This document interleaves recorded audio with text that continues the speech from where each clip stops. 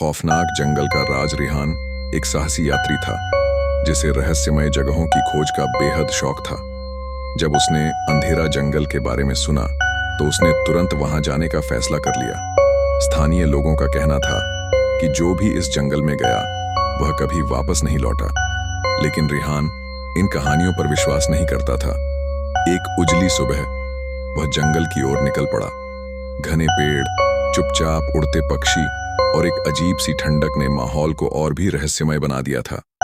जैसे जैसे वह अंदर बढ़ता गया, सूरज की रोशनी धीरे धीरे फीकी पड़ने लगी, मानो जंगल खुद उसे निगल रहा हो।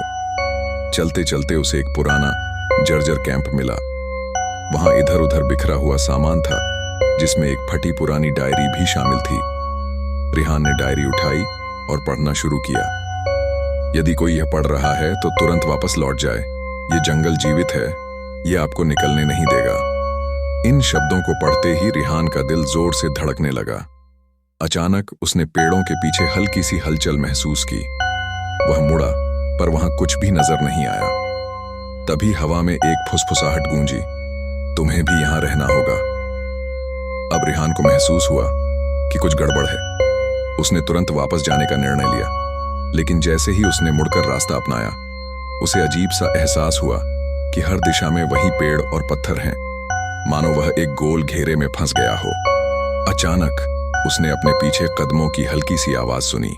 वह तेजी से मुड़ा, पर पीछे कोई दिखाई नहीं दिया, लेकिन जमीन पर उसके अपने जूतों के ताजे पैरों के निशान थे, जैसे वह खुद अपने पीछे चल रहा हो।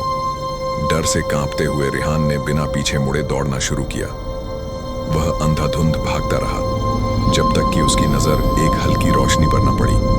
वह उस रोशनी की ओर भागा और कुछ ही देर में खुद को जंगल के बाहर पाया। थोड़ी राहत की सांस लेते हुए उसने पीछे मुड़कर देखा। जंगल तो सामान्य लग रहा था, मानो कुछ हुआ ही नहीं हो। लेकिन जैसे ही उसने अपनी घड़ी देखी, उसकी धड़कनें तेज हो गईं। घड़ी पर 3 दिन आगे की तारीख दिख रही थी। रिहान हैरान रह गया। वह तो केवल कुछ घंटों के लिए जंगल में गया था, तो फिर ये 3 दिन कहां खो गए?